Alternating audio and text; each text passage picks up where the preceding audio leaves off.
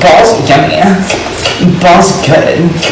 Balls, oishi. Apparently, there used to be a website on the internet called Live Leak where you could literally watch people die in GTA or get brutally tortured in GTA. But I never actually got to explore the website myself because I only found out about it after it got shut down, since back then I only used the internet to goon. Anyways, even though Live Leak is banned, there are some other disturbing ways you can watch people die in GTA, because sometimes you don't have a choice since it literally happens on live TV. The worst live TV deaths ever by Simple Paint. The comedian incident. On April 15th, 1984, Tommy Cooper, a 63-year-old comedian, walked onto the stage at Her Majesty's Theatre in London. 12 million people were watching live from home on ITV. Jeez. Cooper was Britain's favorite comedian, and he was known as the man who made magic tricks funny by getting them wrong. What, so he's just a failed magician? He's so trash at magic that people somehow found it funny, and so I guess that works, but is he really a comedian? I think he found this comedian sort of job by accident. I think low-key, he must have genuinely been so trash at magic that people actually found it funny. And so can you really call yourself a comedian at that point? I'm pretty sure you're just a failed magician. That evening, Cooper wore a red cloak as he prepared for his magic act. His assistant, Sandy Lawrence, helped him put on a red cloak. He thanked her. Little did he know that those would be his last words. As the show proceeded, the audience was already laughing. Suddenly, he slumped backward against the curtain. His body twisted. His legs twitched. The audience roared with laughter. Seizure? They thought it was part of the act.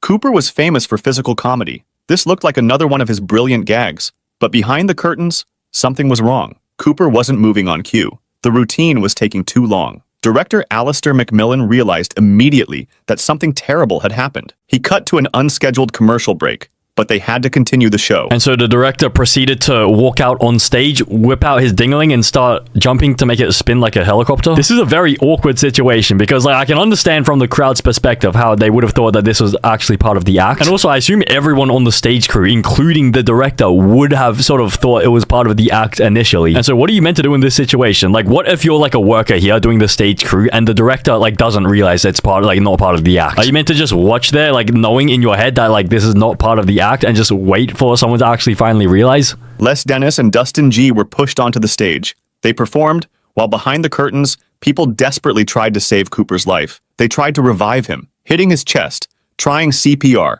but Cooper wasn't responding. He was later rushed to Westminster Hospital and was pronounced dead on arrival from a massive heart attack. Ooh. Tommy Cooper died to roars of laughter, while 12 million people thought it was just another joke. Jesus, that is low-key a bit of a horrible way to die, although given that he's a comedian, I think he would probably much rather prefer dying on show in front of a crowd rather than just alone in a depressing hospital or something. But 12 million people, 12 million live concurrent viewers, that's more than Kai Cenat. And I thought Kai Cenat was the greatest live streamer of all time, so this guy, low-key, this guy's the GOAT. But he was 63 years old, so 63 years old, heart attack. I mean, usually people have heart attacks in their 50s or something, and he didn't really look that unhealthy. He looked like he was in shape, and so that must have just been pretty unfortunate. The Cavett Show. On June 8th, 1971, The Dick Cavett Show was filmed at ABC Studios in New York City. Bro, The Dick Cavett Show? Why would you name your show The Dick Cavett Show? Is his name actually Dick, or is this some sort of NSFW pun or something? Maybe the original show was called The Dick Cavett Show, have this dick, but instead he had to change it to Dick Cavett instead of Dick Cavett? The guest list that day was impressive. Writers, thinkers, celebrities. Among them sat J.Y. Rodale, a 72-year-old publisher and founder of Organic Gardening magazine. He was a pioneer of the organic food movement. Rodale was cheerful, lively, and proud of his work. During his interview, he spoke passionately about health, vitality, and the benefits of natural living. He joked that he would live to be 100. The audience laughed. Cavett smiled. Everything seemed perfectly ordinary. When his segment ended, Rodale stayed on stage as the next guest was introduced. The conversation continued. Cameras kept rolling. Then, without warning, something changed. Rodale leaned back in his chair. His head dropped. He stopped breathing. For a moment, the audience thought he was joking, maybe a part of the show's dry humor. What? How could that possibly be part of a show's humor that a 70-year-old man looks like he's dying? Isn't that at an age where maybe you could potentially just, die suddenly? If somebody stops breathing while on a talk show, why is your first reaction to laugh at that? But Cavett noticed something was wrong. He turned and saw Rodale motionless and eyes closed. At that moment, the laughter faded. Crew members rushed to his side. Medical staff tried to revive him, but J.I. Rodale was already gone. He had suffered a massive heart attack, dying instantly right there on the studio floor. Later, Dick Cavett described it as one of the most unthinkable moments of his career. Well, I mean, I hope so. I hope that ranks as like the worst thing on your show rather than like anything else. Like, what could possibly rank higher than that on like the worst things on your show other than someone literally dying on your show? But at least one person had the brain cells to realize that something was wrong and actually call for help rather than just laugh at the guy. The reality show. On November 27th, 2019, actor and model Godfrey Gao was filming the Chinese reality show Chase Me in Ningbo, Zhejiang Province. The show was a physically demanding competition. Contestants ran, chased each other, and completed challenges. It was exhausting work. They'd been filming since early in the day. Gao was 35 years old, a successful model and actor. He'd appeared in The Mortal Instruments, City of Bones. He was in excellent physical shape, athletic, healthy. Around 1 a.m. after hours of filming, 1 a.m.? Gao was running a segment. He'd been going for hours. The production schedule was grueling. Participants got minimal rest between challenges. Suddenly, Gao slowed down. He put his hand to his head, looked unsteady. Then he collapsed, fell face first onto the floor. Cameras were still rolling. Other contestants rushed over. At first, some thought he was joking, but Gao wasn't moving. He wasn't responding. Production staff called for medical help. They tried to revive him, started CPR, but Gao remained unconscious.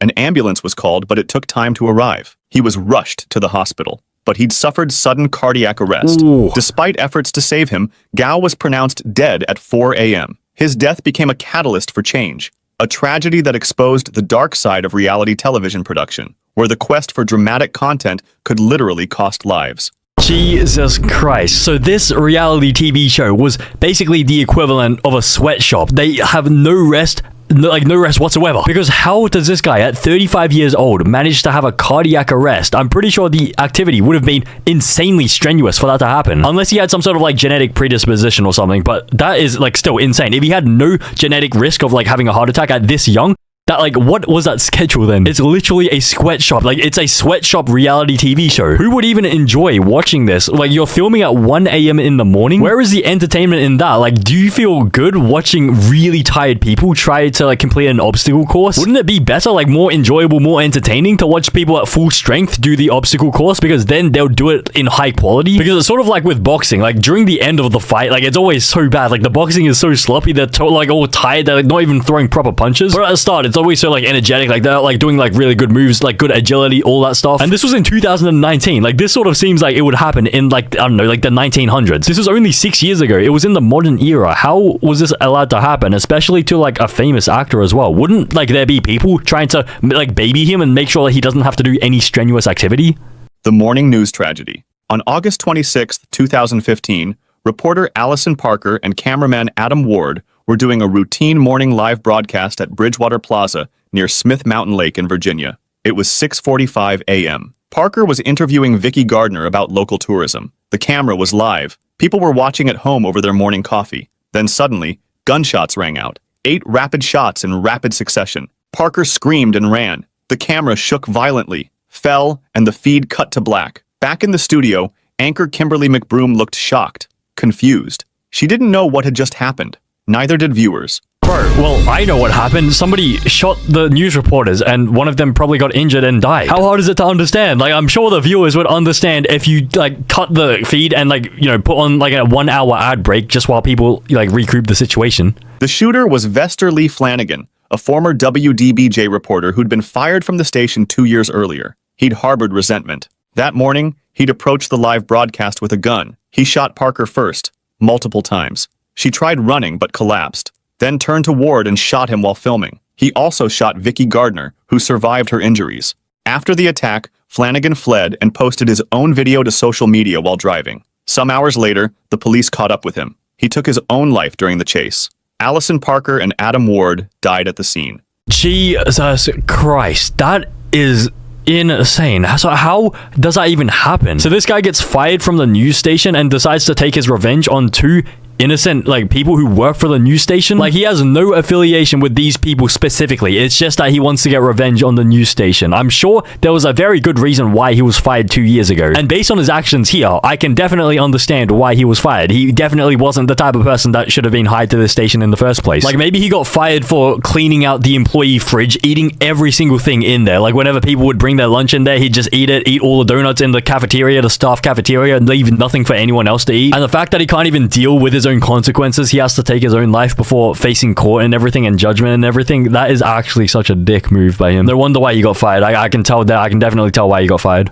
The superhero wrestler. On May 23, 1999, wrestler Owen Hart was scheduled to perform at the WWF's Over the Edge pay-per-view event in Kansas City, Missouri. Hart was performing as his alter ego, the Blue Blazer, a superhero character. The entrance was supposed to be spectacular. Hart would be lowered from the rafters on a cable, descend into the ring. The crowd would love it. Hart was 34 years old, an experienced wrestler, but he'd expressed concerns about the stunt to friends. He didn't like heights. He thought the harness looked unsafe, but it was part of the show, part of the performance. Okay, and I can assume what happens next. It breaks and he dies. But Loki, if you're in this situation, are you legally obliged to like agree with whatever the WWE wants to do with you? Because if it puts your life at risk, surely you haven't signed a death waiver, have you? And also, what is the WWF? I thought it was the WWE. Is WWF like the female version or something? Or does F stand for like furry? Is it like for furries or something?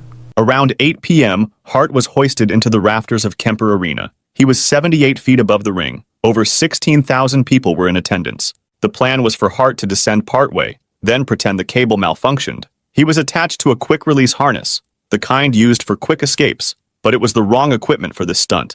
The release mechanism was too sensitive. As Hart was being moved into position, something went wrong. The quick-release mechanism triggered accidentally. The harness opened, causing Hart to fall. He plummeted 78 feet and fell straight down into the ring. His chest struck the top rope. Hart tumbled into the ring and lay motionless. The impact was destructive. Jesus Christ. But what do you mean by the pretend that the mechanism malfunctioned? What sort of a occupational health and safety hazard is this? So the plan was to descend down to I don't know, 3 or 2 meters above the ground and then pretend, oh no, it's not letting me all the way down. And then you activate quick release and then you drop down the final 1 meter or 2 meters. Even 2 meters is quite a big distance. I feel like any maneuver that requires you to pretend that something is malfunctioning is always going to end up in disaster. Because if you have a quick release mechanism, isn't that meant to be inherently pretty sensitive? And so I'm surprised it didn't activate even further up, 30 meters up.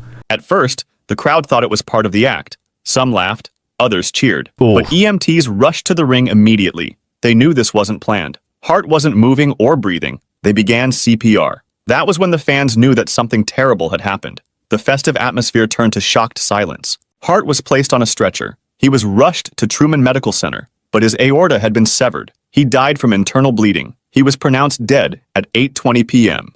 Bro, that is pretty brutal. Internal bleeding. So this entire time, nobody would have realized, what was going on. Everything was just, bleeding inside of him. The amount of pain that would have been, to have your aorta, that's a pretty major, what is it? Is it an artery? It's a blood vessel. It's just, that's a pretty major blood vessel. But this was in 1999. Okay, so that was, 26 years ago. I hope they have updated the safety standards since then. The Breakfast Show incident. On November 13th, 1986, 24-year-old Michael Lush was rehearsing for a stunt on the BBC television program The Late Late Breakfast Show. The show, hosted by Noel Edmonds, was famous for its dangerous live challenges performed by members of the public. Lush had volunteered to perform a stunt called Hang 'em High, which involved bungee jumping from a box suspended about 120 feet above the ground. Bro, this was a TV show back in the day. Random people. Keep in mind, is this guy meant to be a trained professional, or is this guy some random guy off the street that they found? Bro, this would never pass today, because nobody on YouTube, if you guys didn't know, YouTube demonetizes every single video showing anything dangerous. Any dangerous activity, it's gonna get demonetized. And so how did they have any advertisers willing to place ads on their show if they're just gonna grab random people and make them bungee jump off a crane? It was supposed to be spectacular, daring, safe. During the rehearsal, Lush climbed into the metal box. The box was hoisted high into the air by a crane. He was secured to an elastic bungee cord by a carabiner clip fastened to an eye bolt inside the box. Bro, a single carabiner clip is meant to hold you. I'm pretty sure when you're bungee jumping, you need something a lot more stable than that. I bet the carabiner clip either breaks or this bolt comes loose. That is not secure at all. Crew members stood below, watching. Cameras were ready. Then came the signal. The box was released and Michael dropped. Suddenly, something went wrong. The clip detached from its mounting. Exactly. The cord failed to stop his fall. He plunged 120 feet and struck the ground. The impact was catastrophic. He was killed instantly. The accident shocked Britain. The death of Michael Lush changed British television forever and ended the era of live, unregulated stunts. Honestly, it's a little bit concerning that it took someone dying for them to actually, think twice about maybe it's not that safe to do these sort of acts on live TV. Let alone live TV, even if it wasn't live TV, if it was pre-recorded, that still wouldn't be safe. Even for safe to show kids. You're just gonna encourage kids to do dangerous stuff when they grow up. But did nobody really think twice about using a carabiner hook for a bungee jump? Did anybody know how to bungee jump? I don't even do bungee jumping. I've never done it in my entire life, but even I could tell that a carabiner clip is not going to be enough to hold the weight of a human. The fall on set.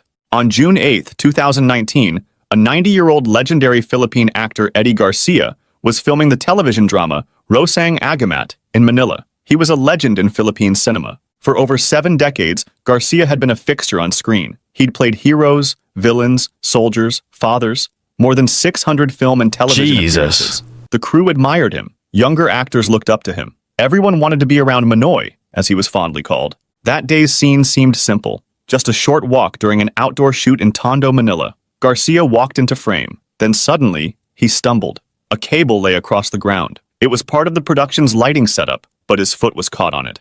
In that instant, Garcia tripped forward, hit the pavement hard, and went completely still. Crew members rushed over. At first, they thought it was just a simple fall, but something was wrong. He wasn't moving. The impact had broken his neck, a severe cervical spine fracture between the first and second vertebrae. Bro, what the frick do you mean by you thought it was just a simple fall? Keep in mind, this guy is 90 years old. Any fall at age 90 is pretty severe. Because at that age, your bones are pretty fragile, and so any fall can be pretty deadly. And also, who thought it was a good idea to put the cable right here? Can't you just put the cable wrapping around the cameraman? Because then you'll catch the cable in the actual video. Isn't that better to keep it off frame as well anyways? The paramedics arrived, and he was rushed to the hospital. Early reports claimed he'd had a heart attack, but doctors later confirmed that it was blunt trauma from the fall. Garcia was placed on life support. For 12 days, his family waited by his bedside. Messages poured in from across the country, from actors, politicians, fans, all hoping for a miracle, but it never came. On June 20th, 2019, Eddie Garcia was pronounced dead from the injury. Jesus Christ. Okay, that is a little bit sad. That's a little bit dark. But at the same time, 90 years old, he's still how is he still acting at 90 years old? I guess he must have enjoyed it pretty a lot. But realistically, how many years left would he have had? What is the average lifespan for Filipino people? But goddamn, 70 years of work. So he would have started when he was in his 20s, 600 appearances in films and television. That is insane. Every single day he must have been working for his entire life, every single day. The Phoenix helicopter. On July 27, 2007, 2 news helicopters were covering a police chase in Phoenix, Arizona. The helicopters belonged to KNX-VTV and KTVK. Both stations were broadcasting the pursuit live. It was mid-afternoon, a routine chase, the kind that happens frequently in major cities. The suspect was fleeing in a stolen vehicle. Police were following. The helicopters circled above, filming for their respective stations, providing aerial coverage. KTVK's helicopter carried pilot Scott Bowerbank and photographer Jim Cox. KNX-VTV's helicopter carried pilot Craig Smith and photographer Rick Krolak. All 4 were experienced professionals. They'd covered countless chases before. Around 12:46 p.m., the helicopters were over Steele Indian School Park in central Phoenix. The chase was active below. Cameras were rolling. Then disaster struck. The helicopters collided in midair. The rotor blades hit each other. Metal tore. The aircraft spun out of control. Viewers watching at home saw the helicopters in frame during the chase coverage. Then suddenly, both helicopters plummeted to the ground. They crashed in the park below. One hit near trees. The other crashed nearby. All 4 men died instantly. The impacts were catastrophic. There were no survivors. Miraculously, nobody on the ground was hurt. Bro, Bro, how does that even happen though? Because surely if you're flying helicopters, you'd communicate with the other, like, you know, like other stations. How many helicopters are allowed to be like following the chase scene? And aren't there sort of like aviation rules and stuff? Like, are you even allowed to have two people like in the same vicinity at the same time? Like, surely you'd have to like make a deal with like the city or like the local council, like which news company gets priority, like gets rights to follow on a helicopter. Because then if anyone could follow on a helicopter, then anyone who owns a helicopter could technically join the chase, and then that would just add so much traffic in the sky. And so because of some stupid guy trying to flee the police, it ends up with 4 people and 2 helicopters just dead. The skiing disaster. On January 29, 1994, Austrian ski champion Ulrike Meyer stood at the top of the Kandahar downhill course in Garmisch-Partenkirchen, Germany. Cameras were rolling for a live World Cup broadcast. Meyer was a 26-year-old, fearless and focused. She was a 2-time Super G champion. That day, she adjusted her goggles. Everywhere fell silent. Just as the signal sounded, she pushed off. Her speed built instantly, about 62 miles per hour. Jeez. She sliced through the course, every movement precise. But as she hit one of the fastest sections, something went wrong. Her ski caught an edge. In a split second, Meyer lost control. Initially, it was believed she struck a timing post, but later investigation concluded she likely broke her neck upon hitting the ground, not from a post impact. She then slammed into the safety netting with tremendous force. The sound was sickening. Rescuers rushed to her side. Medical teams tried to revive her, but Ulrike Meyer never regained consciousness. She was pronounced dead shortly after reaching the hospital in Murnau. The entire crash had unfolded on live television. The world of skiing was shattered.